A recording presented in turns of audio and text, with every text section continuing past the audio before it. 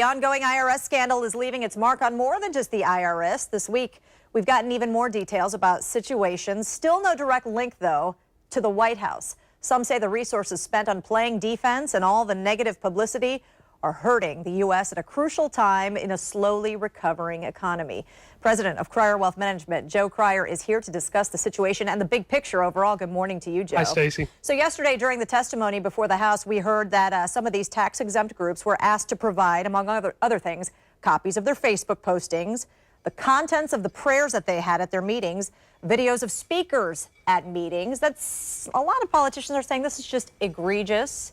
Yet they do have an obligation to monitor these groups, do they not? I guess if they're targeting them, that's where the rub is. They do, and I mean, when it comes down to an application for tax-exempt status, you know, the questions are more about, are you doing charitable activities and so forth, and to the end of maybe looking at Facebook postings as having some ulterior motive. It could be justified, but it looks like they were going after donor names and certain things that really aren't designed to be publicly disclosed information. So how does this latest scandal fit into others that the IRS has weathered over the years? Yeah, this actually isn't anything new. This has come up 4 or 5 times throughout history, particularly around campaign years. And you know, as we all know, the IRS and the code itself is so complicated, there's plenty of room for interpretation on almost every corner you go around. Well, we know that we're trying to get out of this funk that the economy has been in for quite some time.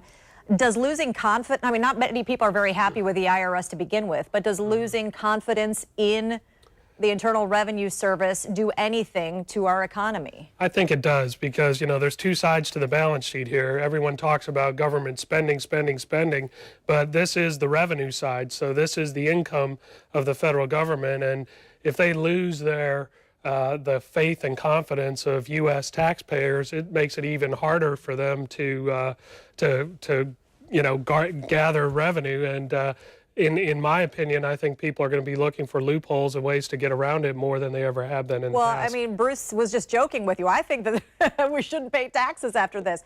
And he's just joking, but I know a lot of people are going to be feeling the same way. All right, let's talk about the scandal having to do with the IRS spending something like $50 million over the course of a couple of years for conferences.